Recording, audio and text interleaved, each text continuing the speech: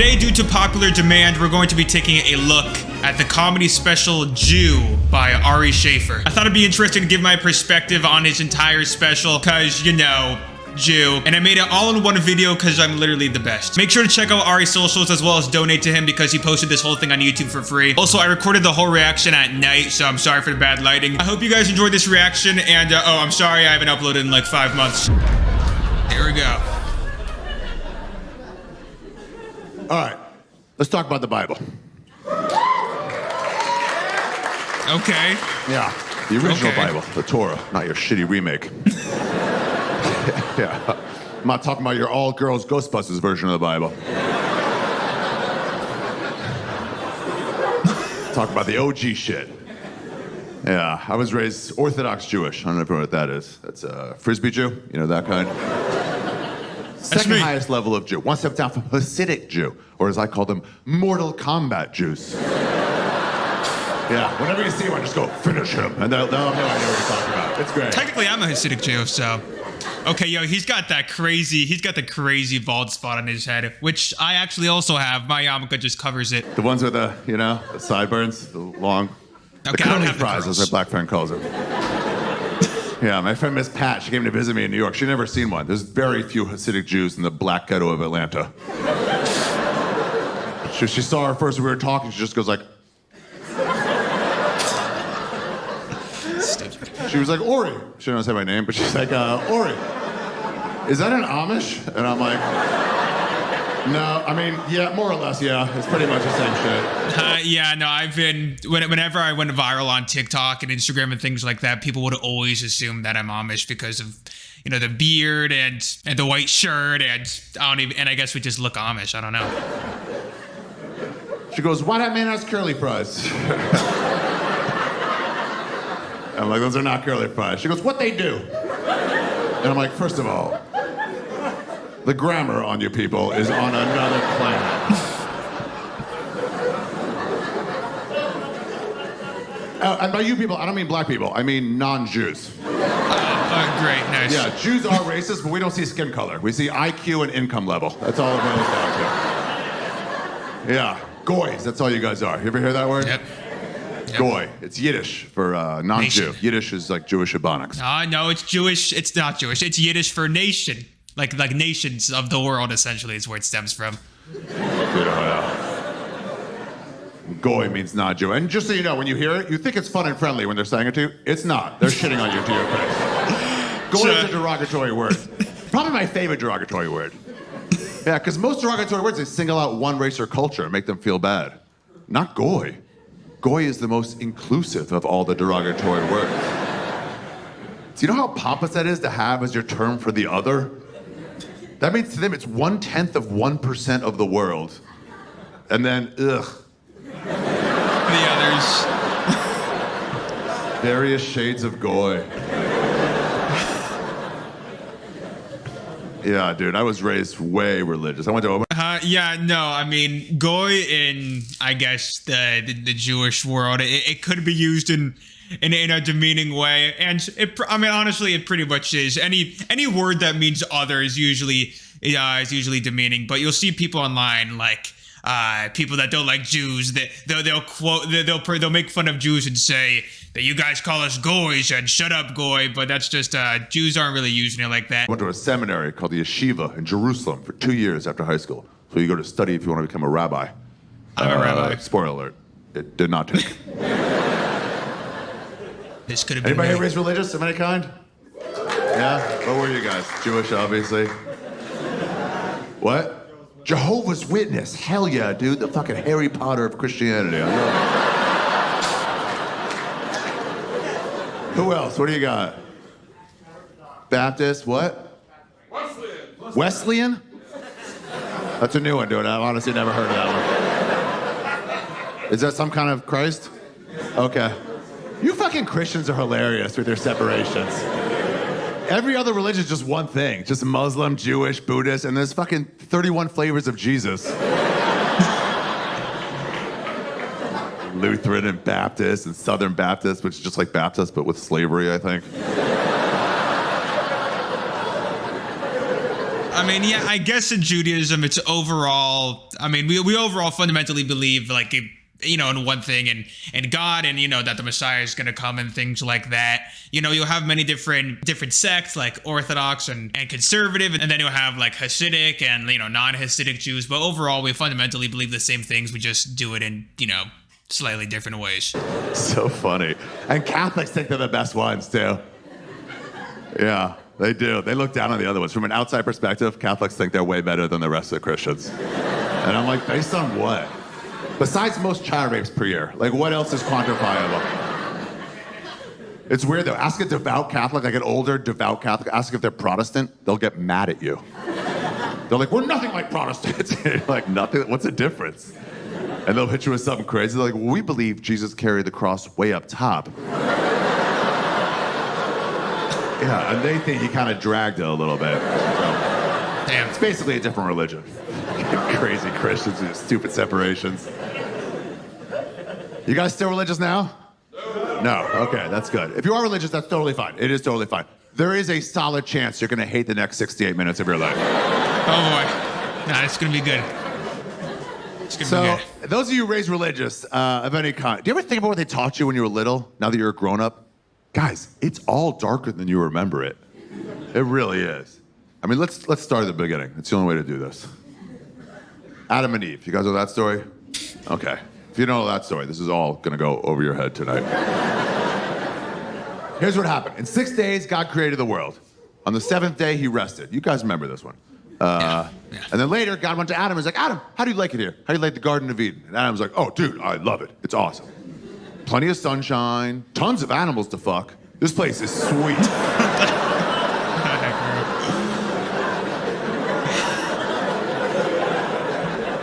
I don't remember that part.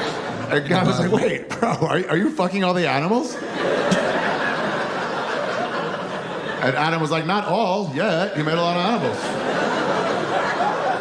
You gotta give me some time. By the way, I killed a frog on Tuesday. Yeah, his eyes were bigger than his belly. Split it right open. My bad on that one. And God was like, fuck, dude, stop fucking the animals right now. And so Adam was like, who should I fuck then? And God's like, oh, yeah, good question. Fair enough. He's like, tell you what, I'll make another person for you to fuck. Humans should fuck humans. So Adam, with no concept of women, right? There had never been a woman ever in history before. So when he heard another person was coming, he was just like, sweet, another dude I can fuck in the butt, I assume. What the heck?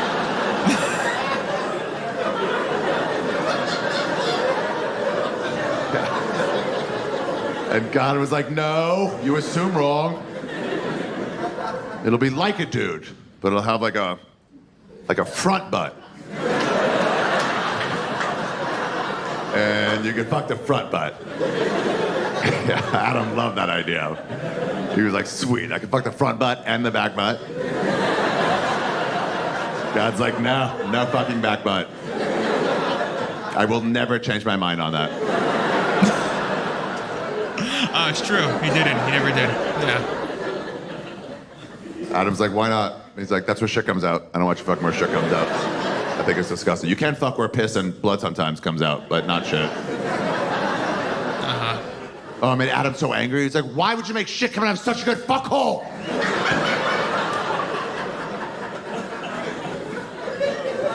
God's like, where else could it come out? He's like, dude, bottom of the foot. I've been thinking about it. It would be a way better place.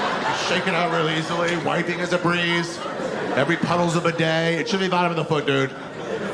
That's so true. Like, fuck, yeah, that would have worked. Oh, maybe a week was rushing it. What was the time crunch on that? I never understood that. It's an important project. Take your time. There's nobody waiting for you. There's literally nobody waiting for you. So he made Eve. And to make Eve, you guys remember how I made Eve?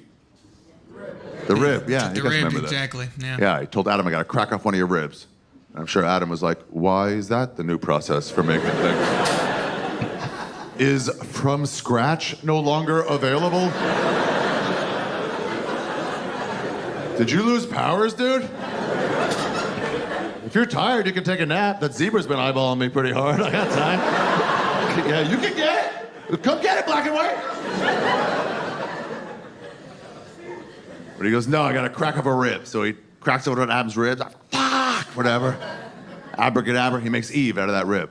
And that's the reason, my rabbis always told me, that's the reason that men have one less rib than women have. Like, dates all the way back to Adam and Eve. Yeah, Jewish lore. I found out that we have the same amount of ribs.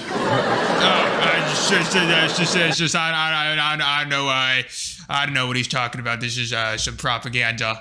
It's clearly, guys, it's what the Torah says. Trust. There's a lie they told little Jewish kids. I don't even know what they had to gain.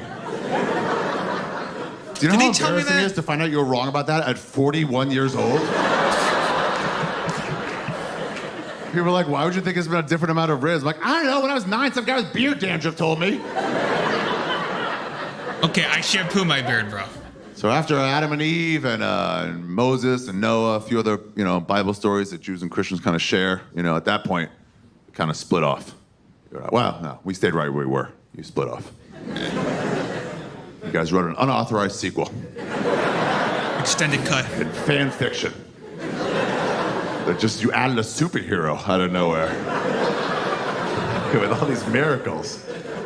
You got us beat on miracles. I'll give you that. You got us beat on miracles. We crush you motherfuckers on holidays. We got a lot of holidays. What's the biggest Jewish holiday? What do you think? Buchwach. Hanukkah. Very good. Goy. Idiot. Stupid. Wrong. Dumb. Goy. Dumb like all of them. Goy. People think it's Hanukkah because it falls around Christmas and we do presents and stuff. Just so you guys know, it's one of our lowest level holidays. Hanukkah's not even in our top 40. For real, it's on the level of like Arbor Day for your people. Yeah, he's right. Pretty much you have like Yom Kippur, Rosh Hashanah, Simchas Torah, those are like the big three, Sukkot, things like that. Hanukkah just became more like mainstream because of Christmas. And I assume that's the reason that majority of people that aren't Jewish know what it is, because it just sort of got grouped in with Christmas. But at least they know. It just feels big because it falls around that time. Presents, by the way, is not even really part of Hanukkah. That's us copying you. He's right. Presents on Hanukkah is a modern Western civilization part of the holiday. My dad grew up in Romania before the Holocaust. They didn't do presents back then. That's here in America and England. It's all these Jewish kids. They saw they're Christians. Yeah, they probably just sat around sad all day thinking about death. Friends getting presents. Jewish way. And they wanted in. Yeah, and when Jew kids want free shit, Jew kids get free shit. So they went to their dads like, Dad, how come Christopher gets presents and I don't get presents? And their fathers were like, okay.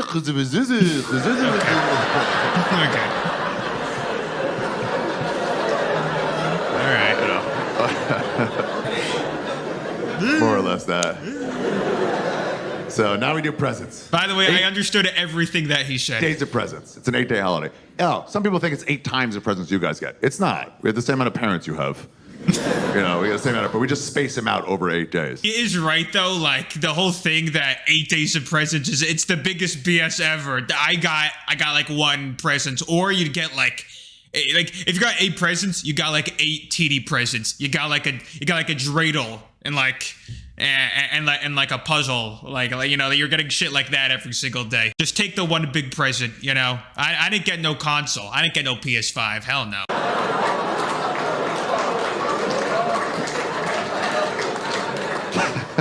But yeah, same amount of presents though.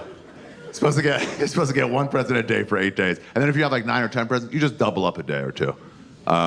So one year I didn't have 8 presents. I only had 7 presents. My mom didn't know what to do to get me every day a present. Instead of just getting 1 extra present, some shit like wrap an avocado, you dumb bitch. Instead, her fix was to split a present into 2 and wrap each half separately. I wouldn't know. I opened up day 1's present. I was like, oh, it's skateboard wheels only. He actually got 7 presents. I wonder what's in tomorrow's flat oval box. She's like, you'll never guess. I'm like, it's for sure a skateboard, Mom. I'm the 2nd smartest race in the world, and this is very easy to figure out as it is. Korean. I was wondering. I was like, who is it? There can only be one. Here's a story of Hanukkah. I'll tell it to you. So you can talk about this in December with your bosses, probably. It's coming up. Okay. A long time ago, the Jews got kicked out of Israel, okay? One of the many times that happened over history. We are the weakest race in the world. Anybody wanted Israel just fucking took it. For real. Sure hope that wouldn't cause anything political years later. Greeks, Romans, people from Alabama. Like, it doesn't matter, dude. Anybody's like, get out of here. Like, I'm going. Stop, don't hit me. So fucking defeatable. I hate it. It's true. It's very schleppy. Here's why I don't really do impressions. Here's my only impression I do. It's the sound of the soul of a Jew. Ready? Come on. I mean, yeah, it's a universal language. I call that shit, bro. Come on. Bro, put me up there. Yeah, all our stories are about survival. They're never about succeeding. Nobody's ever like, watch out, the Jews are coming. You know, it's like... Yeah, Palestinians, we got them. All right. Okay. We broke our losing streak on that for sure. Dude, I saw this Free Palestine march last summer in New York, and they were all like marching. They had a big Free Palestine sign, but the Palestine part was covered. People were like in front of it, so it was covered, so I couldn't see that part. So I just saw the first half. So I like run across the street. What did they give? Oh no! Like, this is the worst place for me to be. Oh. I'm so sorry. Fuck. But they're all staring at me. I didn't know what to do. I just started scrambling. I was like, I'm just headed to Little Palestine to get some Palestinian food. They're all like, there is no Little Palestine.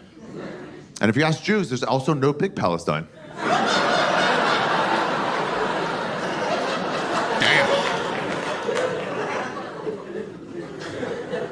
Yeah, so it's the Greeks. The Greeks drove us out to the Hanukkah story. We were gone for about 100 years, and then we came back. They left. They were like, this place sucks, and they fucking took off. So they left, and then they fucked up our temple, like our main, church, pretty much. They like messed. I don't know what they did. They knocked over chairs. Now we have to fast because of that crap. Yeah. Spray painted dicks on the walls. But the main thing they did was they used our oil candle. It's supposed to keep lit all the time. This oil candle, and they only had 1 day's worth of oil left. And new oil was 8 days away. And they're like, what are we gonna do? How are we gonna keep it lit? And the Jew's like, I don't know, fuck it, light it up. Let's see what happens. And somehow, 1 day's worth of oil lasted for 8 days. And that is when Jews learned how to be cheap. The miracle of Hanukkah, everybody. Yeah, that candle's the miracle of Hanukkah. Dumbest miracle in the history of organized religion. Honestly, now that he mentions it, that is, like, I grew up and it was like a nice miracle, but comparatively to like other miracles, like, a dude coming back from the dead and, saw God speaking to you like through a mountain or something, and then in Jews, it's just our oil lasted like really long and it was pretty cool and you should have been there. Never really thought about that. Man, your miracles are the tits. You guys got great miracles. God, when I left my religion, I switched to a secular college, University of Maryland, and I met all these Christians, and they told me about Jesus, and I was fucking blown away. They were like, he walked on water, and I was like, that's impossible, can't. I've seen water before, so sell it to somebody else. And they're like, yeah, it's a miracle. I'm like, oh. I'm like, he didn't get wet? They're like, I mean, maybe some splashback on the sandal, but I don't think Jesus was waterproof. That'd be a real miracle. If he dragged his foot, yeah, probably a little bit of water, but for the most part, pretty dry. I was like, damn, was that his best trick? Like, oh no, it was not his best trick. His best trick by far, he died, and then it was like, nah. And everybody's favorite trick was turn water into wine. That, dude, man of the people, for sure. Yeah. I heard about that. I was like, what kind of wine was it? And they're like, Ari, you're literally the first person to ever ask that question. What a nitpicky, Jewy thing to worry about. Okay. You're getting free wine out of water and you're still complaining? You're like, well, I don't want a dry wine. I don't know. I was literally about to say, like, it's dry. Like, I promise you. Just see if Jesus can do a Malbec. Just ask him.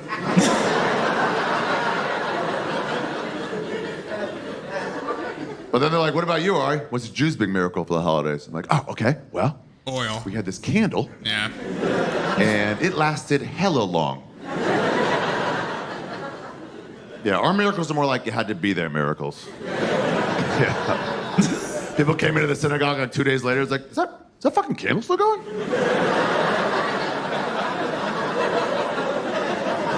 One more day, that's a fucking miracle. I swear to God, that's a miracle. One more day. That's a one-day candle. And Jesus is just like, rise. And you're like, what the fuck? I believe if Jesus came back now, he would turn sand into Molly. Yeah. And it would be the best Molly. You know, if somebody's like, hey, I have MDMA, like, well, you gotta test it, man. There's fentanyl going around. You can't just do whatever. Where'd you get this from? Like, from Jesus Christ, the Lord and Savior. Yeah. How good would communion be if he were hitting you with a fucking Molly tab? He's like, move. God. Dude, his bald By spot, the end man, of the sermon, crazy. you'd be like, this guy cares about us. Yeah, Hanukkah's not our biggest holiday. And it's not Black Friday. I heard that too. Passover, it is a big holiday, but it's not our biggest one. Passover commemorates when the Jews left Egypt. We were slaves in Egypt. I don't know if you guys knew about that. We recovered. What a fun story that is. Here's the basis of the story. Some woman, she was a slave, and she had a slave son named Moses, and she wanted Moses to be raised like a slave. So she just took a fucking half-court shot.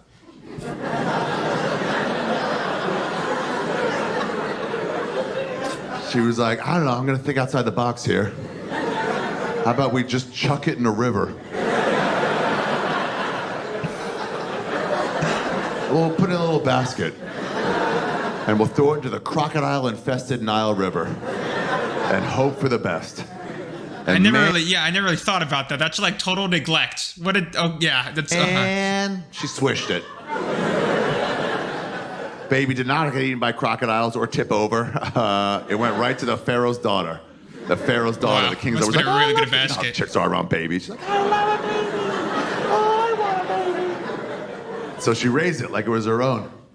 She raised this Moses. I don't know how he knew his original name, but same name. And coincidence, lucky coincidence on that.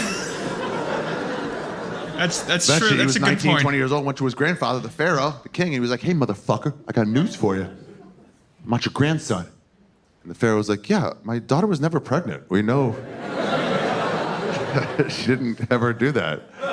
Plus, you're balding with glasses, so I think you came from Slave Island over there. That's my favorite part of the story. The Jews were slaves in Egypt. Egypt was a superpower. And their labor force, their manual labor force, was the weakest, most complaining people in the world.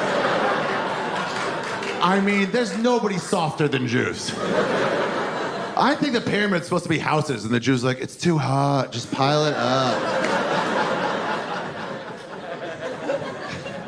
What a terrible, terrible choice for slave. And by the way, Egypt is in Africa. Like, there's better options out there. Oh, God. Okay.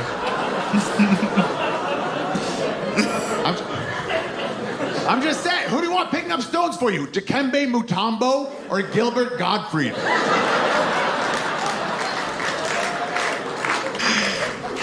You chose wrong, Egypt. That's why your country's falling apart right now. So let me tell you everything you need to know about Jews. I don't know where to start. I never know where to start. I'll tell you what. Let's start with chicks. Let's start with women. Women in Orthodox Judaism are second-class citizens, for sure. Yeah, you're not a full part of the religion. That By is the way, crazy. I can feel you turning on me. I didn't make any of this up, okay? Don't blame me. I do agree with all of it, but I did not make any of this up.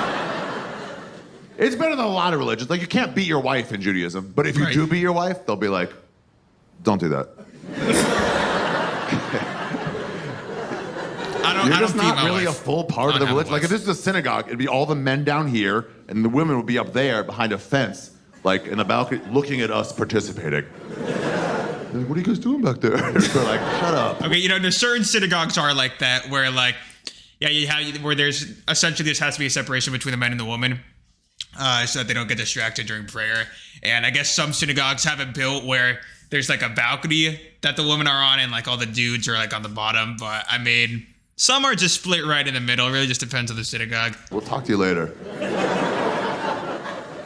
So there's all these laws associated with being a woman, especially a married woman. If you're a married woman in Judaism and you're on your period, you're considered unclean. Yeah, which that's actually.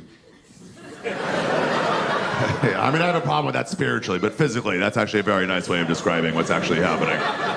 Unclean is fine. I mean, like, legitimately, if I put 2 giant buckets on the stage, and one giant bucket said, clean vaginas, and the other giant bucket said, unclean vaginas, and then I handed each of you a bleeding vagina, and I said, put that anywhere.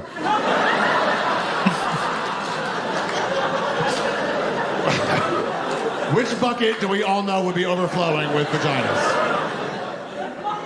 Interesting. So you're unclean until you stop having your period, then you have to have 7 days of no blood, and then you gotta go to a ritual bath called a mikvah, and then you're considered clean again. And it's 7 days of no blood in a row. That means if you get spotting 2 days out, fucking... Yep. Yeah. There we go Over, again. bitches. Yeah, it's like microwave popcorn. It's gotta be the full 3 seconds, or it does not count. You know, it's like pop, 1, 2, pop, 1, pop, 1, pop, 1, pop, 1, pop, 1. 2, pop, 1, pop, 1, pop, 1, pop, 1, pop, pop, 1. 2, pop, 1, 2, 3. Yes. All burned. That's your vaginas in Judaism, just so you know. It's the microwave popcorn of body parts. And while you're unclean, you can't touch your husband. And your husband can't touch you. Oh, yeah.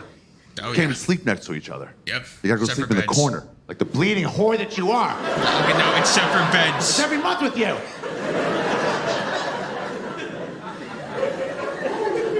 So this law, it's called Nida. This is the reason. Sociologically, this is the reason that Orthodox Jews have large families. It's not only so you can fill up our Nida. minivans. I need to get out of here, freaking marriage. Another reason for it. It boils down to this. How long do periods last? What do periods go for these days? 5 days. Okay. She's heavily disagreeing with you in the back. So what do you think it is? 7, said the mansplainer?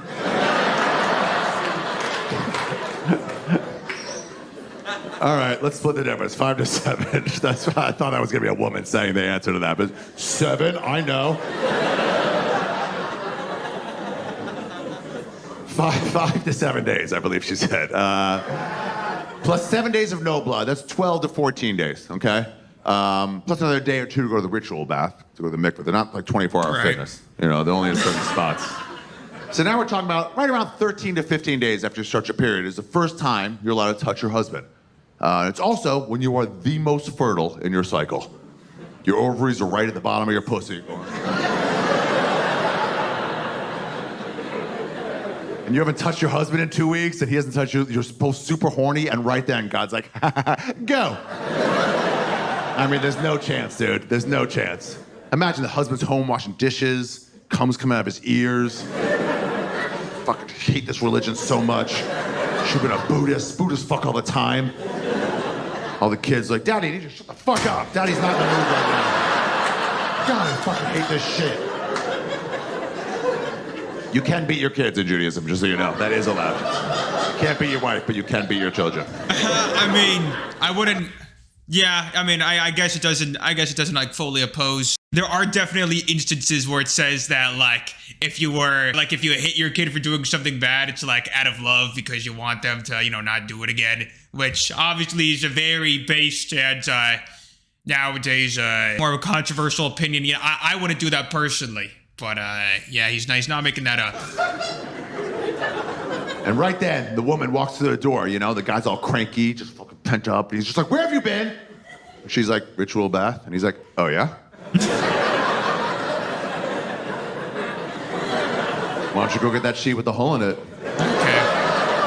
I don't think they actually do that, but and also like the ritual bath is it's freaking like rainwater, bro. Like that's the water that they use. So you're like coming back and like you're just covered in like this dirty rainwater. It's well, they probably filter it, but still.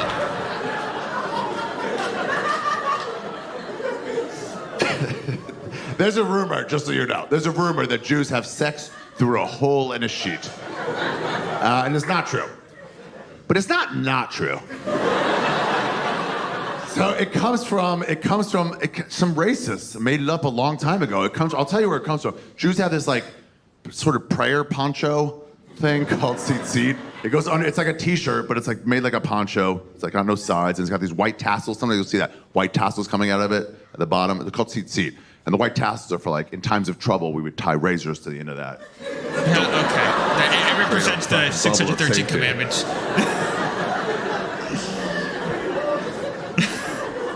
But anyway, I guess some lady was like washing the family's tzitzit and she was hanging them up to dry, and some racist walked by. And dude, say what you want about racists. They're not the best people in the world, but they are very creative. Some of them walked by and they saw one hanging up and they were like, I bet they fucked through that. And it just wasn't even a bad thing. The hole is like that big. So I'm like, yeah, spread that. I don't know. Is that really where it came from? I thought that it just came from the whole thing that, you know, we're not supposed to like touch each other. So we'll do like the most minimum amount of possibly touching each other. Because like the tzitzis, it's a garment. All right, I'm wearing it right now. And it's a really big hole. Like my neck goes through it. So that wouldn't really, I feel like it just came from that they shouldn't be touching each other. But it might have come from that. But then it changed. It morphed. The rumor morphed into like a regular bedspread with a little hole cut in the middle of it. And here's how strong the rumor was. I thought it was true. Up until legitimately 2 years ago. I guess they thought like a woman supposed to lie down naked and you cover her up with a sheet like she's dead. You know, and you line the hole up like right over her vagina.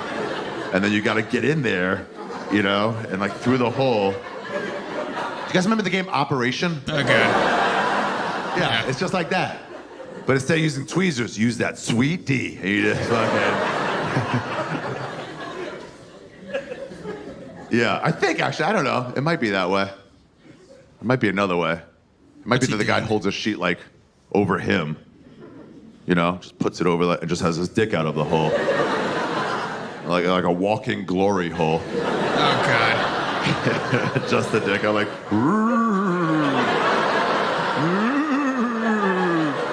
ghost dick. Booner. I don't know. I always thought it was the former, but it might be the latter. I'm going to try that out, guys. Sorry. For the non-Jews, for the goys. Former and latter means first and second. Okay.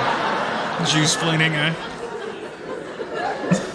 The reason for the sheet that I always thought was twofold. I thought it was just because these are like super religious people, super pious people, and they're studying the Torah and the Talmud, which is like the Gemara, all day, and they don't want to be distracted, you know? Anybody with a wife or a girlfriend, you know, you think about her naked sometimes. So they're like, to combat that, they're just like, cover her up with sheets. You don't have to fucking look at her, so don't be thinking about her. Don't be distracted. And then the other reason is, there's a commandment to be fruitful and multiply. Yes, there is. In order It's to the do first that, one. so you have to have an erection. And Jewish women...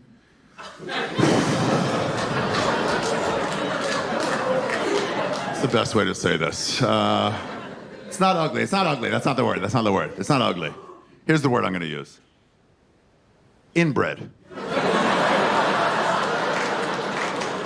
I mean, that's just not true, bro. I mean, there are so many, like, attractive Jewish women. You can just, like, find all these celebrities. I'm not going to name them because I'm not going to out myself, but just type female Jewish celebrities, and, bro, take a look for yourself. Yeah, we're an inbred race, everybody. The boys and the girls. We've only been fucking ourselves for, like, 5,000 years. Can't so trust if nobody. you don't get outside genetics, shit starts to get weird. As people ask me, is Judaism a race or religion? And I'm like, it's both. They're like, well, how can it be a race? I'm like, because you can pick a Jew out of a lineup. You know, if you have 8 men, you're like the Woody Allen one. Obviously, you. Come on, let's go. You know, it doesn't work with other religions. You can't pick a Catholic out of a lineup. Unless you're in, like, the middle of raping a child. I mean, you would have to get so lucky with the timing. Or no, I guess what you could do, you could have a lineup and then release a child into the room and then lock the door. And then you just gotta play the waiting game. You gotta wait for the one to start shaking and sweating and like talking to him. Keep it together, Jeremiah. You guys raping that? I'm not. I just want to know if you guys are gonna rape that. I'm not gonna rape it. I'm not even thinking about raping it. I just want to know if you guys are gonna rape. Hey, can I smell his butt? Is that allowed? Dude, I've been making fun of that Catholic priest-sex scandal for like 20 straight years. I can't stop making fun of it. I have Catholic friends. They get mad at me about it, but fuck off. My buddy Steve. He's Catholic. He's a comic, and I made a Catholic joke once, and I got off stage, and he had enough of it, you know. So I got off stage, and he was like, "Ari, what do we have to do to make you stop making fun of Catholics?" And I was like, "One thing."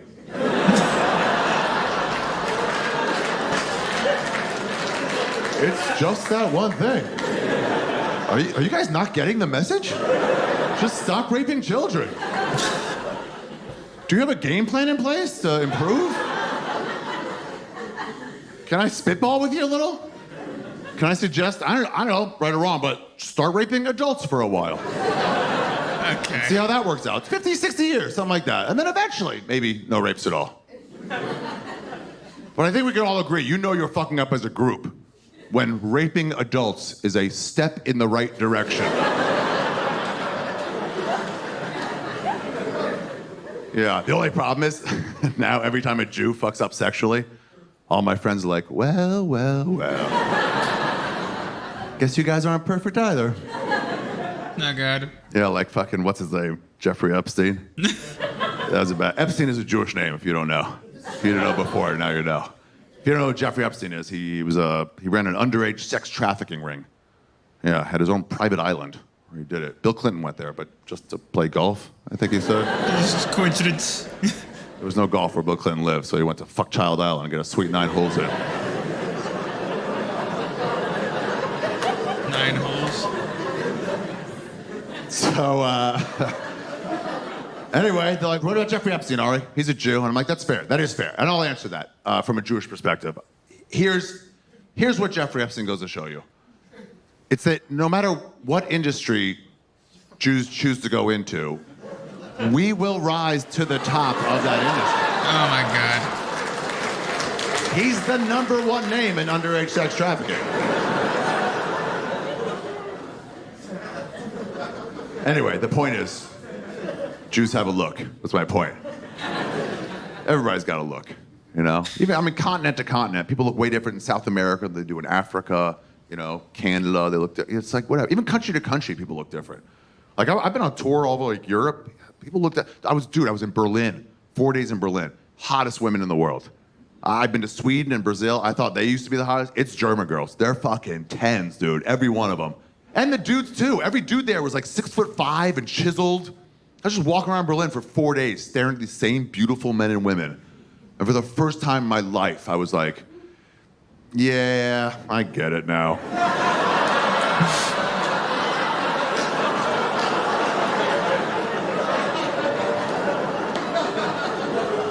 I guess I never looked at it from their point of view. Germans are perfect. And Jews all look like we're dying. We're falling apart, man. You need outside genetics or shit starts to get weird. Same as look at the royal family in England. They're all like, I'm your leader. You know? They're all half-tards eating their own shit in the corner. Same as Jews, we're falling apart. Every Jew has the same fucking Jew pattern baldness. Okay, that's a coincidence. It's a coincidence. How are we looking? Oh, that's it. That's all we do. That's all we show today. Oh God, it's getting bad, isn't it? That's me. This is literally my future. It's not even a joke. It's not even a joke, bro. You know, that's why God's like, try to get laid, do something, cover it up if you have to. I don't know. I feel like it probably gets bad because we cover it up. like that, like there's not enough nutrients from the sun getting exposed to it. We're falling apart. Nearsightedness. I had LASIK eye surgery. I still have glasses. Yeah, Dr. Weinberg did a great job.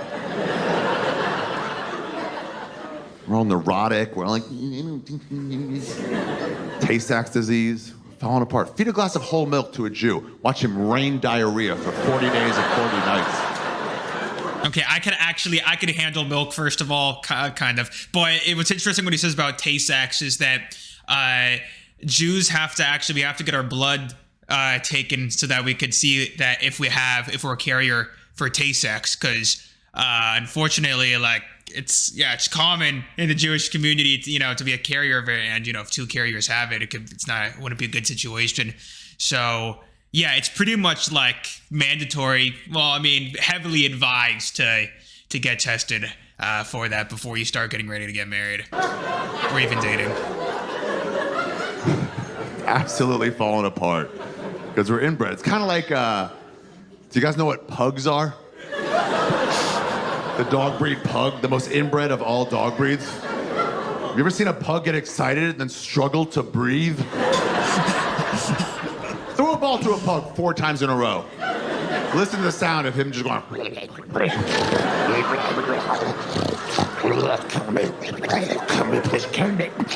Yeah, that's what Jews are. We're the pugs of the human world. Anyway, the point is, we have a look. So every Jewish woman I've ever had sex with, there's been like 10, 12 in my life, and every one of them, for a moment or the whole time I'm looking at her, but at least for one moment, I'll look at her, and she'll look exactly like my Aunt Ruth. And my boner's like, no fucking way. So to combat that, I always thought they just was like, well, why don't you just take a sheet, cover her up. Oh my God. Good callback. Yeah, then you just fuck a multiverse of holes and you're fucking there. By the way, here's what I should tell you. There's 2 types of Jews. I'm only talking about one type. There's Ashkenazi and Sephardi. So when the Greeks drove us out, or the Romans, or one of the fucking 1,000 times we got driven out, we got pushed in different directions. And some of us went north to like Poland and Romania and Hungary and places like that. And some of us went east to like Syria and Iran, Iraq, places like that. Those are called Sephardic Jews, or as my grandmother called them, animals. Okay. She's like, they don't cut their challah, they tear it. Don't have them in our house. That is true. And those They people make are good tougher. food. They're tougher Jews because they got some Arab in them and they're just like tougher. They never had the Holocaust too, so there's no victim mentality there. The Holocaust never got to Syria. So they're all like, what? Why are you a victim? Just fight back. And we're like, you just wouldn't understand. But I'm talking about Ashkenazi Jews, Woody Allen Jews. That's the type I'm talking about.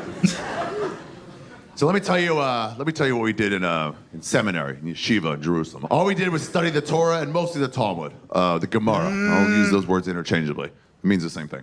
And we prayed 3 times a day. We prayed. It's a lot. Muslims go 5 times a day. You got us on that. Sounds Christians long, pray though. like twice a year.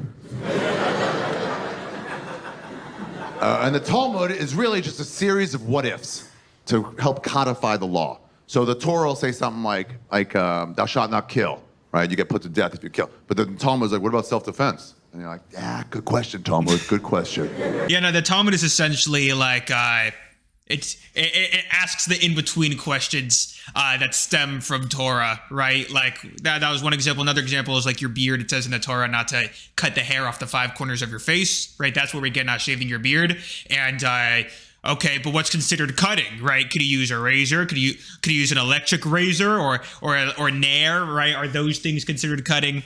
And that's mainly what the Talmud is. It's not people think like the Talmud is like a rule book or whatever, because there's so much random stuff that are said in there. A lot of it's just sort of like one-line things that are said and then thrown away. But a lot of times you'll get quoted out of context and then slapped on Twitter. With like crazy quotes. Yeah, well, half the quotes that you see on Twitter don't even exist. Yeah, and actually, this is sort of unrelated, but if you have questions about the Talmud that seem sus that you saw from Twitter, I'll leave a link in the description to talmud.faithweb.com and answers every weird quote that's listed in the Talmud, or it it shows that doesn't even exist to begin with. But yeah. So here's two of my favorite what ifs from the Talmud, and these would still be done today. My favorite two. Okay, what if you're having sex with your wife, and in the middle of it, she starts a period? Yes. You know, that could happen. I know women, whenever I've had sex with a woman and she's like, oh shit, I started my period. They always get embarrassed, which is weird, like, I started my period early. But I'm always like, oh, did you? I can't even fucking tell.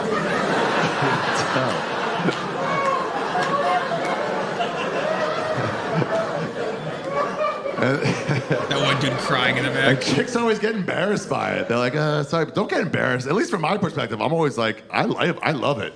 You know, they're like, I started my period. I'm like, that's right, you start your period early. Because I hit that back wall. My dick starts your period. My dick is your god. My dick is your moon. It makes us feel powerful. Don't feel bad about it at all. So, what if you start your period early? I would say, you know, just stop fucking. No big deal. If I was the ancient rabbis, I would tell them, or keep fucking. You already got the sin. You may as well enjoy yourself. You know, it's like if you get a parking ticket, you don't move your car.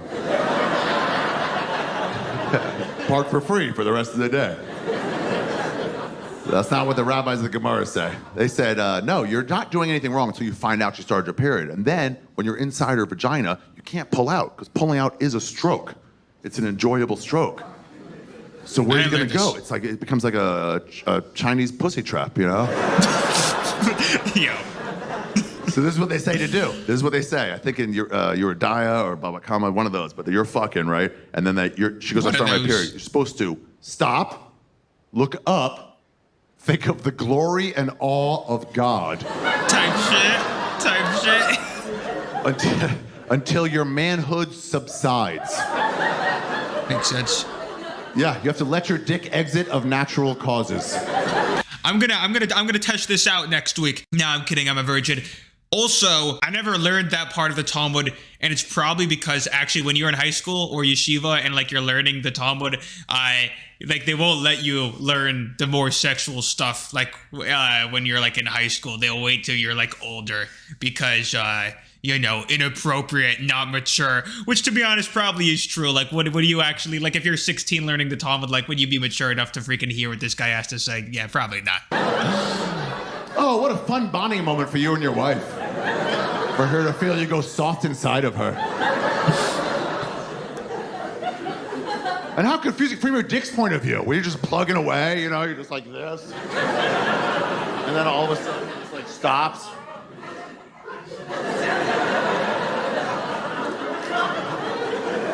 Hello? Hello? Little movement, please. Need a little movement here. Also, definitely stop thinking about God. That's weird. That's not my thing at all. All right. Well, probably gonna get out of here then.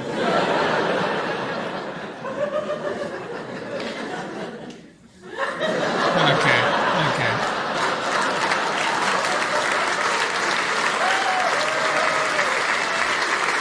You looked a little uncircumcised there. Here's my favorite. Here's my all-time favorite what if from the Talmud. It's about dietary laws we have. Kosher. You guys have heard that word, right? Kosher. Yeah. Certain things we can and can't eat, and that's what we call kosher. Muslims have halal. Christians just go buck wild. So you can't mix meat and milk. Not allowed to mix meat and milk. The reason for that is God is a cunt. Can't even go into it, but like no, low-key, it literally like that's one of the things that we do solely because God said so, without like any actual reason provided. Well, because God said so, that should be more than enough reason. So I never had a cheeseburger until I was 23 years old. Never had a cheeseburger. Yeah, it's weird upbringing, you know. The closest I got was I had a hamburger, and then 6 hours later I ate a slice of cheese, and then I was like, oh, he waited 6 hours. Okay, yeah, you're supposed to wait 6 hours after eating meat before you could have dairy, and some people wait an hour. I wait an hour after having dairy before eating meat. Some people just like rinse out their mouth. I had a couple of cheeseburgers coming out, but never going in. Also, no pig product of any kind. No pork, no bacon, no ham. Not allowed at all. Actually, this is fun because I took my nephew for his bar mitzvah. I took him to a New York Ranger game. Bar mitzvah is a Jewish coming-of-age ceremony. You've heard that. It's like Mexicans have quinceañeras, I guess, for little girls. It's when bar mitzvah is when a Jewish boy becomes a man. And that's when he can read from the Torah for the first time, and they let him on his own evict a family out of their home, all by himself. Okay. And so for his bar mitzvah, I took my nephew to a Ranger game, as my Orthodox Jewish nephew. And during first intermission, we went and got concessions. And I ordered a bacon cheeseburger. And he was like, I'm like, I don't have to tell you, dude. When you're 19, you can fucking come out of this dumb cult. But Okay, go ahead. Until then, I told your mom you'd be good. So enjoy your French fries, loser. But you gotta understand, he's never seen bacon before. 13 years old, he's never been to a non-kosher restaurant. Why would he? He's only friends with Jews. He's only hangs around with Jews. Seen bacon. He's never seen bacon. He's never smelled bacon. Never touched bacon. And he just had questions. Look, I was already the cool uncle, I fuck hookers, I do drugs. But dude, bacon? And he was just like, Uncle Ari, what does bacon taste like? And I'm like, oh, it's the greatest thing in the world. How do you even explain bacon to someone who's never... It's like, you have no jumping off ground to understand this. It's like explaining freedom to a slave. Or hardship to a millennial. They're not gonna like that. And he was like, my mom said it tastes like roast beef. She's a liar, dude. Your mom's a liar. It's my little sister. I knew it a long time ago. I thought she stopped lying, but now I know she's still doing it. He's like, why do you think she's lying? I'm like, because she's never had bacon. And I've had both bacon and roast beef, so I'm the expert here. And he goes, oh, so you don't like roast beef? I'm like, you're missing the point completely. Roast beef is fine, dude, but next to bacon, roast beef is like making out with Madonna now. Interesting. So we have these kosher laws, and so here's my favorite what if from the Talmud. What if you're making some soup, okay? Let's imagine a big vat of soup in the town square in Jesus' times Jerusalem. Can you picture it? Some guy's making this fucking cauldron of soup. A small bit of milk falls One of these inside. goys, one of these shifty fucking goys. He's just kind of like milling about, just hanging by nearby. What's that goy even doing here? Nobody wants him here. Just shifty, just bringing down property values. I hate when they're here. And he reaches into his pocket. This can't be good. What's this goy? And he pulls out, some ham. Yep, drops it in the soup. And no one's looking. It's a real case, I've learned it. Dunks the ham right in the soup. He's like, fuck off, Jews. And he fucking takes off. If it's less than a 60th of the total soup, then it's still kosher. What if that happens? Can you eat the soup or not? That's what the Talmud asks. That's a legit what if from the Gemara that I studied for 3 weeks in a yeshiva in Jerusalem when I was 19 years old. I get the other ones. I really do. What if you kill somebody by accident? What if you stab a period into your wife?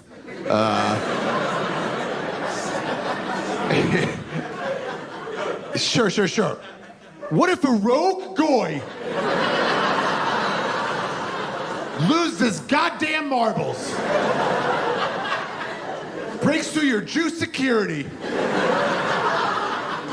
and commits just the softest act of terrorism of all time? It's a hate crime. Pure and simple, it's a hate crime. But no loss of life. But ooh, what a possible loss of soup. Well, what if that happens? That could happen, totally. So if that happens, the Gemara asks, then what do you do? What do you do with the soup? Can you eat it or can you not eat it? Not the Orthodox Jews, everybody else. What do you guys think? I'll be quiet. Eat it? A couple hell no's. Depends how much is What? in there. Take out the Decision. ham. All right, you're thinking. You're thinking. That's what the Gemara does, by the way. It just teaches you, like, think it out, logic this out. What can you do? why we're lawyers. Maybe run it through a sheet, maybe whatever. But all they did, the ancient rabbis just discussed it and come up with the answer. And you're all wrong. You're all wrong. You were never going to get it. The answer is, for sure you were never going to get this. The answer is, it depends on the ratio of ham to soup. Don't want to brag. 1/60th, don't want to brag. Don't want to brag. Yeah, and that number, and I don't know why, That number, actually, if anybody knows it, on the count of 3, say it. 1, 2, 3. 60th. Yeah, 1/60th. I'm not making it up. Guys, see, I learned Talmud. Yeah, I know stuff. A lot of you Christians are like, wait, what's going on right now? Did Ari have 47 audience plants? 160. The law is called Bito B'Shishim, the waste of the 60th. And if it's less than 1/60th, you know, if it's 1/64th ham to soup, then the ancient rabbi's like, hey man, let's just soup a little bit of ham in it. That never hurt nobody. Yum yum, eat it up. God forbid 159th. But if it's a little less water or a little more ham, if it's 1/59th ham to soup, then they're like, dude, that's obviously ham soup. Pour it out on the street. Don't give it to the non-Jews. That'll incentivize Listen, you them gotta to do draw it a line again. somewhere. Throw it out. Here's the cool thing, though. Here's what me and all my friends tapped into. We were 19 in this yeshiva. We were like, here's the coolest part of the law. The ham in the non-ham soup, you know, if it's 1/67th, whatever, ham to soup, it's no longer considered ham. Yeah, it's lost its hamness. So you can eat that ham. And that, my friends, is the loophole that we were all looking for. I think he's right. Yeah. I forgot this part. Jews do love loopholes. Oh, yeah. That's what makes us such great tax We attorneys. put one in the sheets. We find loopholes and we exploit them. We really do. You know how the women wear the wigs? Loophole. You ever see the women wear the wigs? The Orthodox women? It's because okay, you can't covet your neighbor's wife. And they say one of the things you covet is their hair. Hair is an attractive quality in a woman. So you have to cover your hair if you're a married woman. So these Jewish women, who are just as smart as Jewish men, they went looking for loopholes. So they went to their rabbis. They're like, Rabbi, can we cover up our hair with a baseball cap? And he's like, yeah, whatever, do anything. And they're like, can we cover up our hair with someone else's hair? And the rabbi's like, where are you going with this? And they're like, well, we propose we cover up our hair with some hair we bought in China. So it's not us they're attracted to, it's Sung Lee from Shanghai. Okay. Dude, it's so hard and expensive to make those wigs. And the rabbis were like, well played.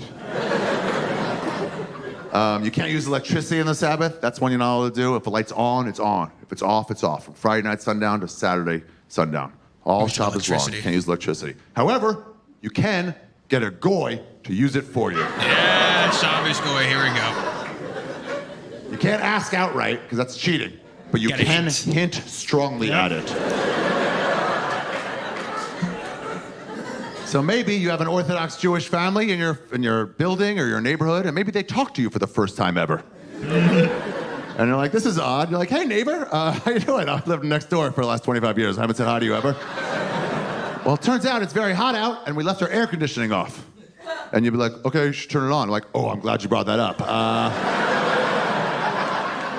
Right, you can't ask outright, so you have to hint it. You gotta be like, so there's AC. It's pretty hot. Yeah, you know, my hand just really hurts. You gotta because if you tell them, then technically it's like you're doing it. It's a whole thing. I cannot turn it on because my God forbids it. However, if a goy were to do it for me,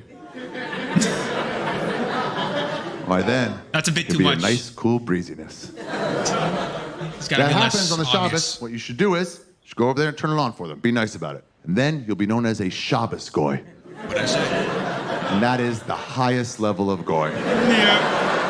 I mean, we're all made in the equal image of God. That's what I meant.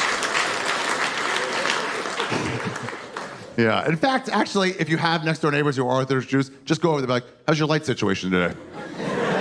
Friday night to Saturday. Like, can I help with anything? Anything bothering you? Hint, hint. They'll love you, dude. They'll give you tons of challah. No, well, we do. So we do anyway, love that. back to Bitul B'Shishim. Back to the waste of the 60th. Me and all my friends were like, that's a loophole we've been looking for.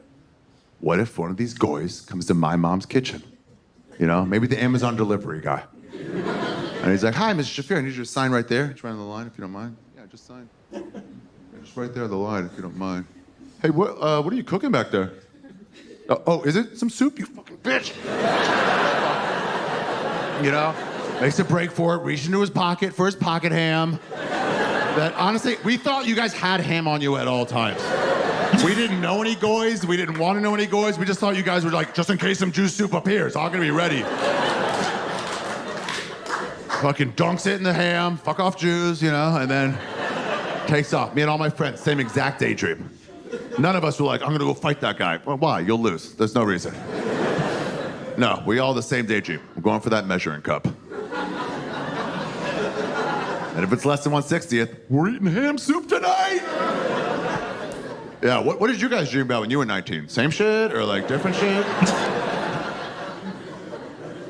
Thankfully, I've never been in a situation where a non-Jew threw their ham into my soup. Not yet, but maybe we should try this ham soup. By the way, okay, so you guys, I know I'm painting this picture of Orthodox Jews being like very insular and like different, but like we're not that different than you. It's like just like one step down. We did normal shit. We listened to top 40 music. We could watch movies, rated R movies even. No nudity, but violence was fine as long as it was goys dying. It was cool. I played basketball. I was on a basketball team. My league was 3 Jewish schools, a deaf school, and a Sidwell Friends. Yeah, but you had to play with your yarmulke on. The girls had to play with skirts with sweatpants underneath. Hell yeah. Yeah, but I played with a yarmulke on. And what I would do is I clip my hair, my clip-on, the yarmulke, just one clip, so it would like move around a little. I'm 6'3". I was the tallest Jew in like 9 years of my school. Oh, wow. So I was a center. So Jews aren't known for their vertical. Are you so sure what the you're fuck am I Jewish? gonna do? So I get the ball in the post, right? And then I go like this, and the yarmulke would like move, and it would put like defenders in a trance, and they would follow the yarmulke. Drop step to the left, the easy deuce. Oh, you saw that form? Yeah, you gotta use what you got. Yeah, we're like you, just like one step off, Like, okay, like Christians, you're not allowed to have premarital sex, but you do it. You're just not allowed. And Jews, we're not allowed to touch women before marriage. But we still did. It was like bad kids. We'd meet girls in the woods behind school, and we'd like hold hands. But as we were doing it, we're like, what a fucking slut. Oh my God. Who would marry her now? Real. It's you, but one step off, that's all. Let me tell you about Yom Kippur. It's our biggest holiday. It's our most somber day in the Jewish calendar. It's a day of atonement. It's part of the Stereotypes, the 10 days of repentance, from Rosh Hashanah to Yom Kippur. And you have to pray for forgiveness the whole day on Yom Kippur. You have to fast from sundown to the next day sundown. It's super somber. God's judging you for your sins. He's deciding on your fate.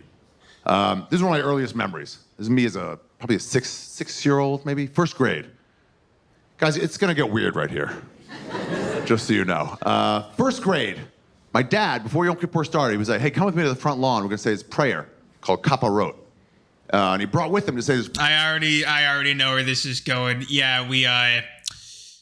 I thought he was talking about something else. Yeah, no, this is dangling the chicken over the head. Yeah, just let him talk. A chicken, a live chicken. And I was like, I'm gonna name it Big Nate.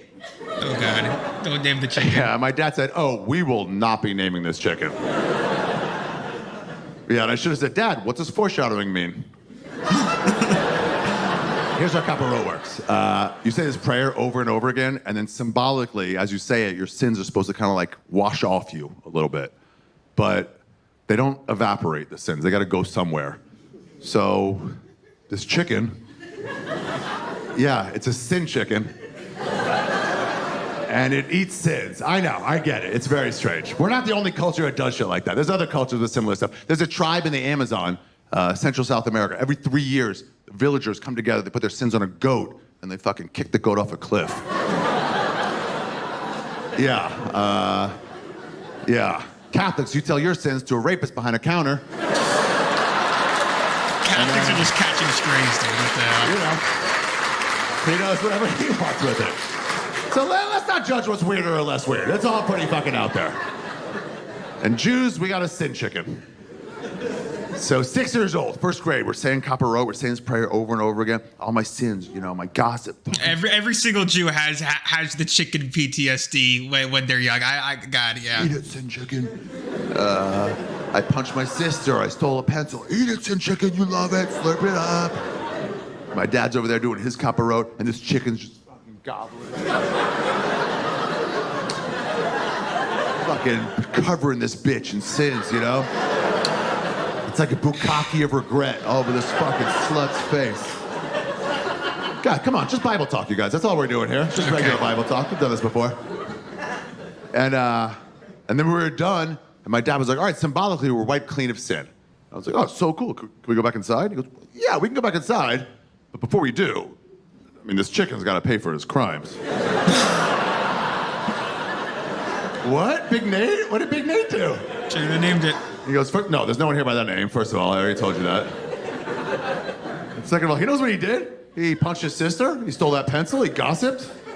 All my stuff. Look, man, Jews are excellent lawyers. And this motherfucker's gonna hang for his crimes. Yeah, so he reached down in front of me, 6 years old. I was screaming for him not to. I was like, no, please. And he reached down, he grabbed this chicken by the neck, and, calm down. He didn't snap the neck. He picks it up by the neck and just starts like... Okay, way worse than whatever you guys pictured 5 seconds ago. Far, far more barbaric. Whatever you were thinking is like the way... I did not see it coming at all. You know who's more surprised? Big Nate. You should have heard like, what the fuck? Yeah, there's always a fear that when they do the chicken around the head, that it's gonna like shit on you. And you know it's happened to people in the past. Thankfully, I'm more lucky. But he's making it seem like you're freaking no. I mean, you know, you raise the chicken. It doesn't hurt the chicken. I think, and then like you like slowly just move the chicken around. Yeah, holy shit! What a weird thing that we do. Some people just use money instead, which is even more Jewish. Yeah. That's how I die. You asked that chicken 8 minutes earlier, how are you gonna die? No way, it guesses correctly. It doesn't die like that, but... Big Nate, how are you gonna die? Like, old age, I think, probably old age. These Jews treat me great, you know?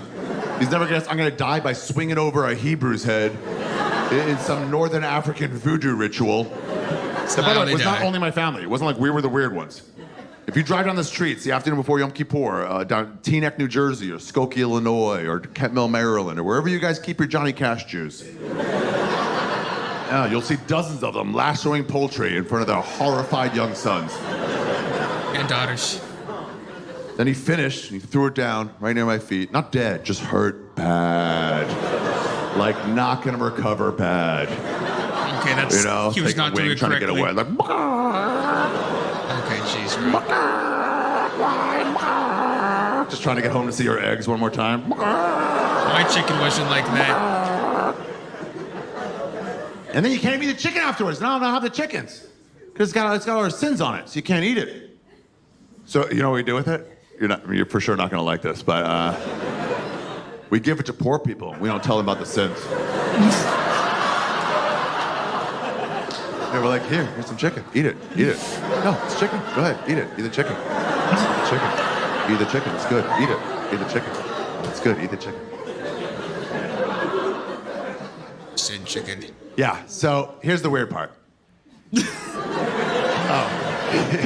Yeah, that's not the weird part at all. That's not the weird part. That is weird. That's not the weird part. Here's the weird, I took it for granted. Here's the weird part. I went home again for Rosh Hashanah. It's part of the 10 days of repentance, Rosh Hashanah to Yom Kippur. It's called the Aseret Yemei Tshuva. And I went home again probably 7, 8 years ago. And at this point now, I'm way out of the religion, okay? When I was like, I guess 22, 23, I had a crisis of faith. And I realized I didn't believe in God. And that's like a pretty important part of the religion. Damn. It was when I was in that yeshiva, in that seminary in Jerusalem. So I left a light on above my bed, a reading light on above my bed in the dormitories, and it was just in my eye on Friday night, on Shabbos night, and I couldn't fucking sleep, and it was right in my eye. I was getting so fucking frustrated that eventually I was like, fuck this, I'll turn it off. You know, and right when I went to turn it off, I was like, some people walked by my window, and I'm like, fuck, I'll get in trouble. There's no goys to help me, you know, not in Jerusalem. So I was like, fuck. And I didn't turn it off, but then I thought about it later. I was like, why would I care if people got me in trouble? You know? I should care about God. And then it hit me, I'm like, oh, I don't believe in God. Fuck. So I'm like, I'm out, I'm done. Damn. I went and got my first non-kosher meal, Taco Bell. Yeah. No, do not clap for Taco Bell. Ever. Oh, I was so like overcome by like guilt. I threw up after I ate it. But now that I'm looking back on it, I realized it was not the guilt at all. I just thought that then. I thought that was real food back then. It's Taco Bell. Never ever eat there.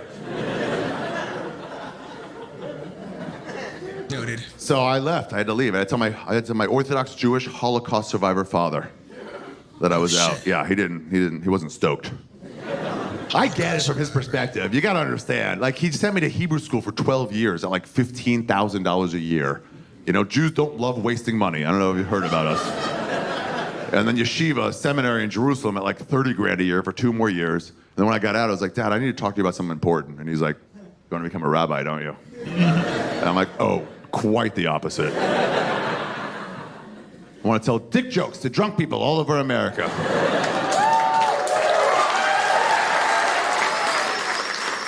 And he's like, he was mad. He goes, I told him I didn't believe in God. He goes, even a dog believes in God.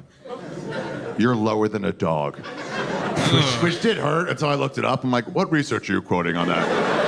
That's not a nice thing to say. So we're fine now. We're totally fine. Yeah. But I went home again for Rosh Hashanah, the other part of the 10 days of repentance. And before it started, he took me to the backyard. He goes, come to say this prayer called Tashlich. He brought a loaf of bread with him. Back to this creek in the woods. He starts tearing off pieces of bread, saying some prayer, throw it in the creek. And I'm like, what is this? Because I'm out. I don't remember any of this, right? And he goes, oh, well, what we're doing here is we're putting our sins on the bread. And then, and these fish, these sin fish, they eat our sins. Okay, that's not what I do. I mean, what I do is that we say the prayer and the sins just go to the fish. We don't yeah, I don't do any bread. We just like say a prayer and like and then you get the sin fish. And you don't kill them. They're just sin fish. Yeah, I don't remember any bread. Swim away. Yeah, and dude, all these memories started flooding back. And I was like, wait, is this like that chicken thing from when I was little? It is similar. And he goes, yeah, good memory. Yeah. Exactly. They're interchangeable. You can do either one.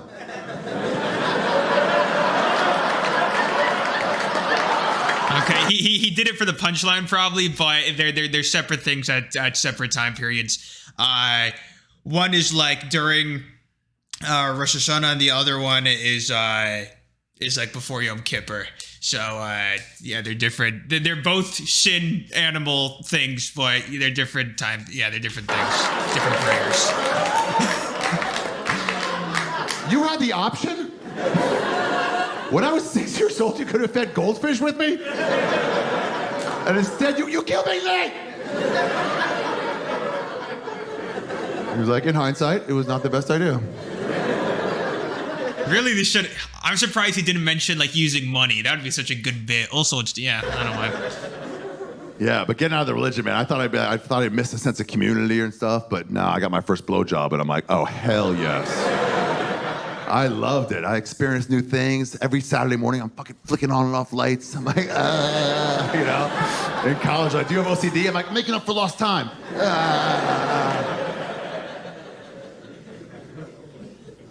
Yeah, but I'm way out now. But there are still like Jewish like stereotypes that, well, maybe you guys know them. I'm sure you've heard them. You know, big dicks, great lovers. Yeah.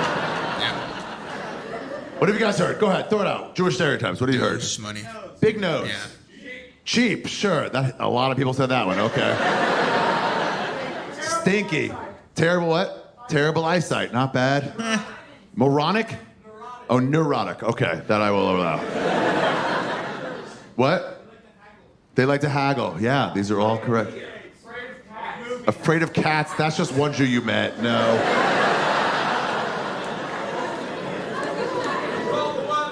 They control the weather. We do not control the weather. We are working on it, but we're not there yet. We are making plans. I know what he's talking about. I control it. Brooklyn, bad at basketball. How about smart, funny, any of the good ones at all? Creative. You guys all went negative for no reason at all.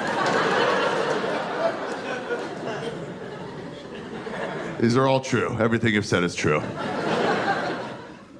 Cheap, big noses. Here's how that affects my life. Because, by the way, we are cheap, but that's only compared to you. You gotta understand, I didn't grow up with you. So, you know, maybe I'm cheap compared to you guys, but I'm not cheap compared to Chaim and Shlomo. Oh, Holocaust mentality, man. So we were aware of the stereotypes. I told you we watched movies and stuff, but we just had fun with them. We're very funny people, so we just had fun with it. We had this game in high school we played called Get It Jews. And the way you play was if you had a few pennies in your pocket, you could start the game. Yeah, you guys can all play this if you want. Actually, you would get fired for sure. Do not play. Don't play. I'm wrong about that. But any 3 pennies or more. So in between classes, if you were like, I got some. As everyone's in the hallways, you just go, get it, Jews! You just throw it and be like, oh, game on! I've never heard of this game. What the heck? Penny, I'm a Jew, I got a penny! Yeah, our rabbis were like, absolutely not. You cannot play that game anymore.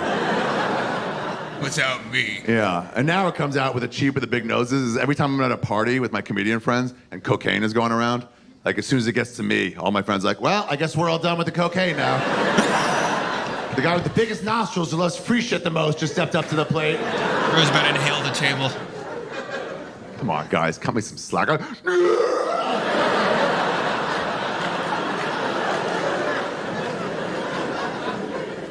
Here's a modern Jewish stereotype. Jewish women, terrible at blowjobs. It's a real thing. Really? Prove me wrong.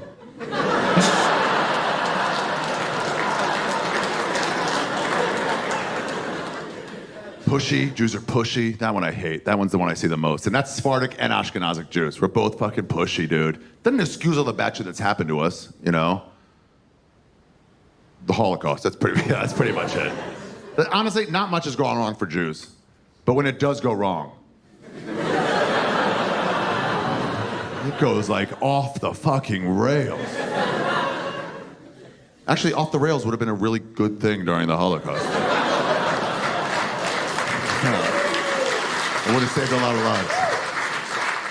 But they are pushy. Dude, I saw this Holocaust footage on the History Channel. They were showing like, because it goes like Shark Week and then Nazi Month. But, you know. And so I'm like connected to the Holocaust in a way. My dad's a survivor. My grandfather was liberated from a death camp. He was liberated from a work camp. Him and his 2 sisters and his mom survived. Every other one uncle survived, and like 30 others were murdered. So we're connected to the Holocaust. We heard stories about it all the time. So I'm watching this line of Jewish men starved and like going into, I think, a gas chamber. I think that's what it was. So they're going to their death and they're like slowly lined up. And I'm thinking like, dude, if my dad's village was invaded a week earlier, then that's him, that's his grandfather, you know, and this guy's like slowly moving forward. These other Jews are like coming in too, and the first Jew is like, I was here first. They're so pushy.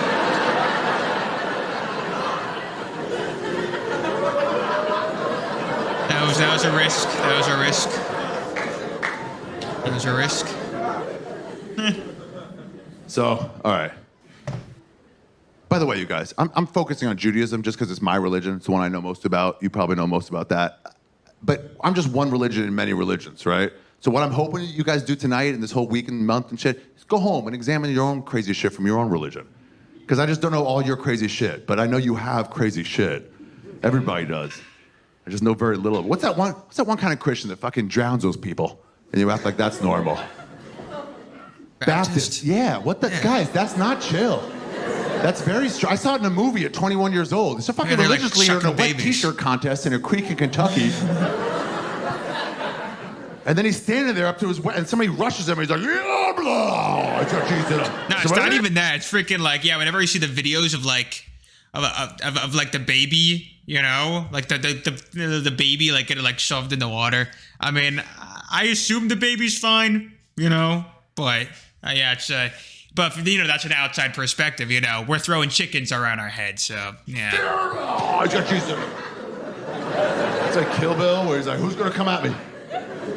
And then he just ups it. So he was like, hand me a baby. And I'm like, what? No way. Turn this up. And I'm like, nobody's gonna hand this guy a baby. And all these people are like, my baby, do my baby. I thought they were gonna start throwing babies at him like fucking Trump in Puerto Rico with the towels. And he gets a baby. I don't know what he said. He was like, yeah, whatever. By the power of Grayskull, I have... Oh, he's got cheese in him. I love my jaw. Yeah, so you guys got crazy shit too, but none of what you got is as crazy as this thing. This comes from Kabbalah, Jewish mysticism. And there's a book in there called the Zohar, which is the most out there mystical book there is. Like it's It's out there. Yeah, it's very, you're like not supposed to learn it till you're 40 because like that's when they say that you're like, you're learned enough to be able to understand like the complexities of it. And they tell you not to study it because it's about ghosts and the afterlife and shit like that. Most of Judaism is honestly just how to live your day-to-day life. Like how to love your wife. We do respect our wives. You just can't participate, but you gotta respect your wife. How to love your wife, how to keep kosher, what happens if a goy hams up your soup, all that stuff.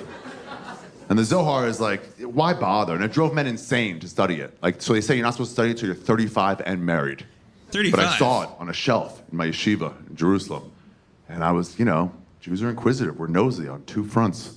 And I was like, nobody's looking. I'm like, fuck it, I'm cracking it.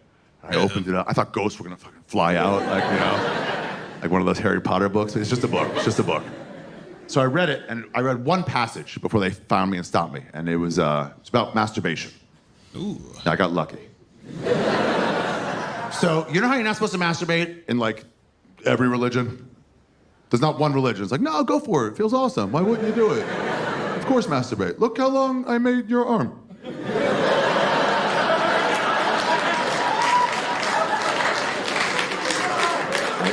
I could have gone with any design. I went from scratch. I went exactly, thumb on top on both hands. Come on.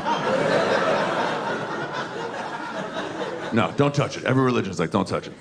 So in the Zohar, it says that when you are masturbating, when you do masturbate, what happens is, unbeknownst to you, a demon woman comes into the room. Yeah, I know. I've never learned this because I watched it. Oh, okay. And she rides you. What? She fucks you. You can't see her or feel her. So calm down, incels. And she rides you, and then when you come, it goes into her, and she gets pregnant. And then this is all real shit, dude. Well, whatever. I mean, none of this is real shit, but Hey. it's as real as Adam and Eve. Okay.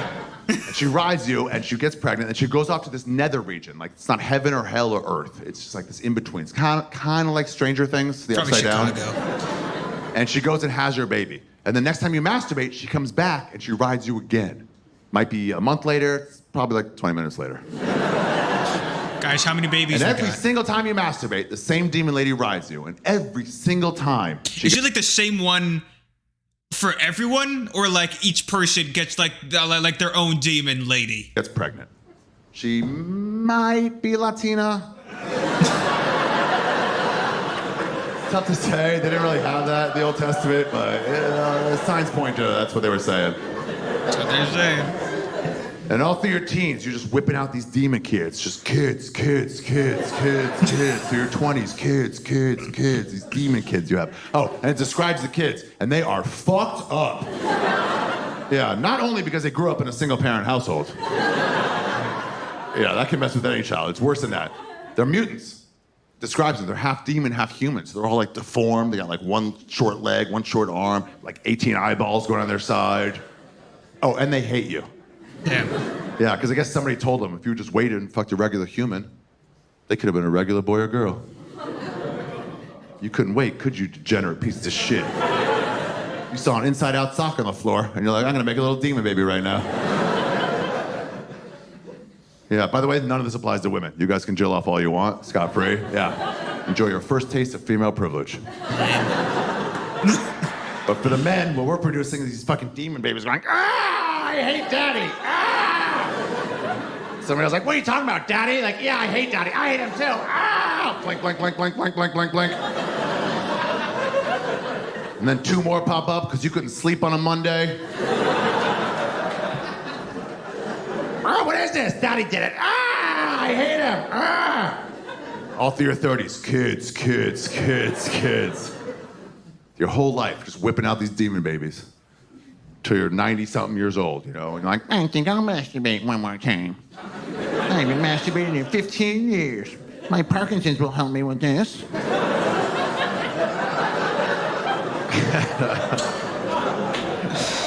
And then you get one drop, doesn't matter, kid.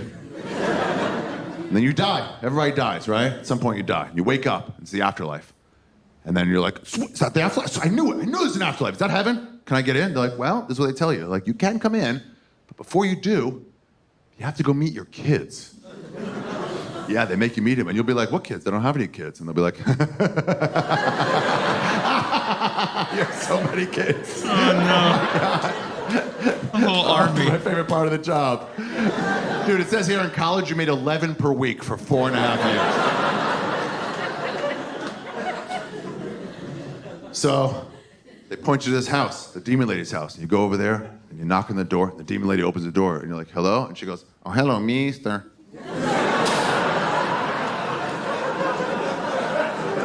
Oh, Mr. Ari, you here to meet your kids? Yeah, I guess so. She opens the door, and there's an army of them. You have no idea how many times you masturbated. It's so many. And they're all just walking around like Walking Dead, you know? They don't say anything. And then one of them finally is like, Daddy? And they all look like, Daddy's here! And they all start coming at you like, why, Daddy? Why can't I be a real little boy, Daddy? I wanted to live, Daddy! We all wanted to live, Daddy! Yeah, it's a fucking horror movie. Very unsettling. Here's the cool part. That is negative. Here's the cool part. You don't have to take care of them. You still got to go to heaven. It just for real ruins the vibe that first week. You know? So what's the point of any of that? It just makes you sad. You see, I don't understand. This is why we don't learn it till we're 35, guys. Just see you what's meet your going on like here. loved ones, your grandparents, like Ari, like I need a minute, guys. Whoa. It's crazy. So anyway, let's take one last one that we overlap a little bit, Jews and Christians. And actually Muslims have this one too. Almost every religion has this. The flood, Great Flood. You know, you guys remember that one? Where God fucking killed everybody? It's way worse than COVID. It's COVID to the 9/11th power. Fucking bad news, man. So now, at the end of the rain, God sends a sign to let us know that there will never be another great flood. Do you guys know what that sign is? The rainbow. Yeah, you guys remember this. The rainbow. The rainbow is God's way of saying, hey, sorry about that one time. I overreacted for sure. You guys are wicked, but I went way too far. I'm sorry. So here's some pretty colors. Even Stevens. Yeah. Now, I don't know if you guys know why God drowned everybody. They were wicked. The world was full of wicked people, but it was specific kind of wicked. Does anybody know it? Sodomy is right. Sodomy is the answer. There's a few different discussions of it, but sodomy is a big one. Butt fucking, if you don't know what sodomy is. Yeah. Also The world bestiality. is full of butt fuckers. And God hates butt fuckers, everybody. Yeah, I do not. I have no problem with all butt fuckers. I have butt fucker friends. I voted for butt fucker rights in California. Yeah, it was not called out on the ballot, but it would have been less confusing. Yeah, I've been a butt fucker, actually. Yeah, like 10 times. 9 times on purpose, 1 time, doggy style mishap. Yeah, I was like, this feels different. She goes, yeah, does it feel different? I bet it does. Yeah, but I'm not God. God does not like genocide, but he hates butt fucking. You know, genocide, he's like, I'm not even getting involved. He kind of needed you there on that one, but okay. Butt fucking, he's like, I'm gonna do something about this. And back then, in Bible times, there were whole cities devoted just to butt fucking. For real. Sodom and Gomorrah. Have you ever heard of Sodom and Gomorrah? Now, what do you think they did a lot in the city of Sodom? It's pronounced Sodom. They did sodomy, you guys. Okay. They did so much butt fucking, they named it after their town. That's how you know something is big in a place. When they name it after Buffalo Wings. We all know where those came from. You know, in Hamburg, Germany, they had these flat beef patties on a bun. And they're like, what should we call these delicious Hamburgian flat beef patties? So everybody knows they're from here. Yeah, hamburgers. And then 2 towns over, in Cheeseburg, they put their own spin on it.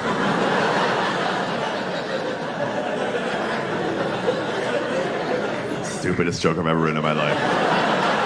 Literally, like 20 years, I'm a fucking moron. In Sodom, they're just butt fucking all the time. And like, we're the best butt fuckers around. And they're like, what should we call this? So everybody knows we started that here. And somebody's like, how about we call it sodomy? And everyone's like, yes, sodomy. I'll butt fuck to that.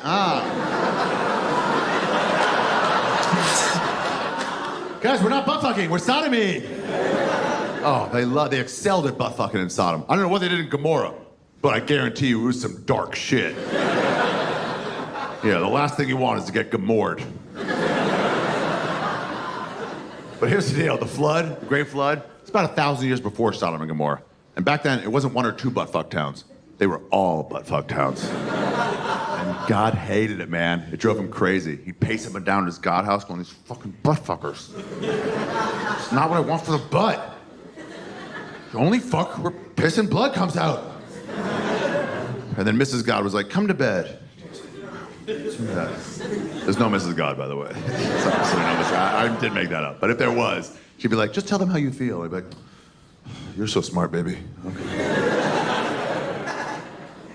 So he went to all the towns, right? He went to the whole world. He told them. He was like, guys, can you please stop butt fucking? And they were just not receptive at all.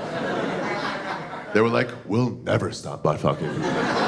This is who we are. You're actually being culturally insensitive, to be honest. Get with the times, man. It's negative 8,000. A lot of people fucking butt fuck at this point.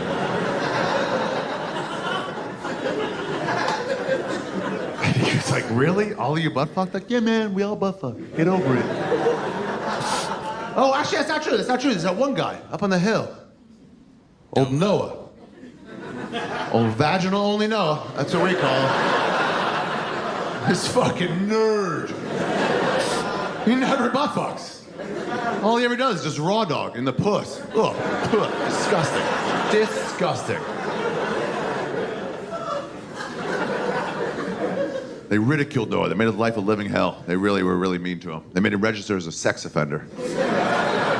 Can't be around our good butt-fucking kids with that crazy satanic raw dog in the puss shit you're pulling. So Noah lived by himself on the mountain with his puss-having wife. And that's where God found him. And he goes, Noah, is it? Or he goes like, Noah, is this true? That you just raw dog in the puss?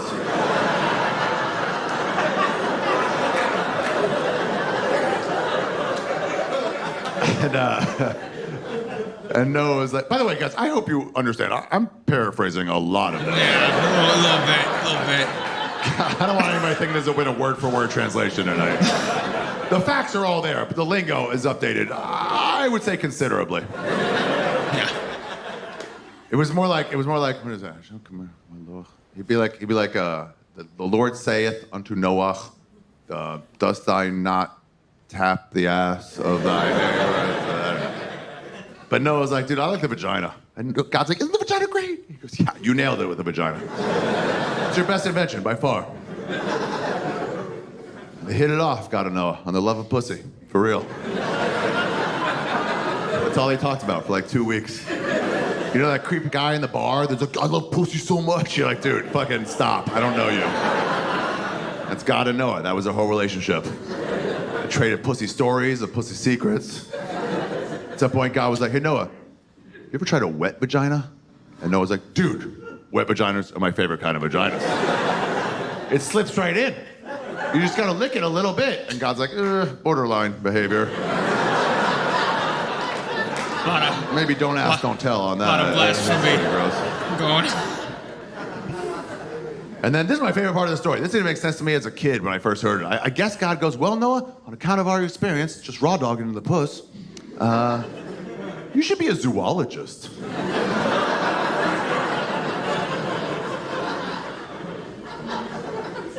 But anyway, then you know what happens. It starts raining. And I always remember the story as God told Noah to keep it quiet, you know, keep it in the DL. So they don't build boats or anything. But I remembered it wrong. I had to go look it up. On that trip to Berlin, I also ended up going to Israel. First time in like 25 years. And I went to my old yeshiva. And it's exactly the same. My old rabbi was there. It's like late 80s now. Sort of remembered me, but not really. He was like, what do you do now? I'm like, I'm a stand-up comedian. And he goes, that means nothing to me. Nah. All he wanted to know, he goes, do you still use the teaching? And I was like, actually, yeah, lately. Quite a lot. And he goes, do you want to learn something? I'm like, yeah. So we went to the Beit Medrash, we opened up this passage, and we learned it. And it turned out God told Noah to warn everybody else. Because he loves his creatures, right? So he wanted to save them. Not all religion's stupid. Like, it's a good lesson. Like, especially in this day and age, when everyone's like, you have views different than mine. Like, write them off. God would say, no, go talk to him and try to get him back. Don't just write him off. You know, so that Noah, he told to do that. I would have loved to have heard that conversation. You know, Noah, a good man, going into town's like, guys, I need to talk to you. And they're probably like, yeah, I didn't talk to you. Fuck off, dork. Oh, what are you gonna talk about? Oh my goodness, vaginas.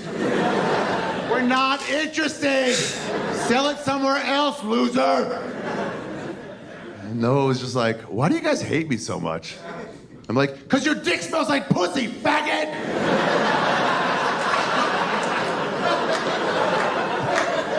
He did it. Real dick smells like assholes, you fucking queer. Okay. Get the fuck out of my town. I was just like, fucking whatever, fine, goodbye. Enjoy the weather, by the way. Looks like rain out there. And then it started raining. You know the story. It started raining more and more and more. You know, first it probably came into their ankles. People in town's like, man, ain't gonna stop a good butt fucking. Probably had special traction shoes for butt fucking in the rain. But then it kept raining more and more until they all drowned. All the butt fuckers, they all drowned. Even the 2-year-olds. Enjoy church on Sunday if you're going. That's who you're praying to, child murderer God. And so then, with all the butt fuckers gone, God was like, mission accomplished. Never have to do that again. So now he sends a sign to let us know it'll never send another great flood. And that sign. Yeah. That sign is the rainbow.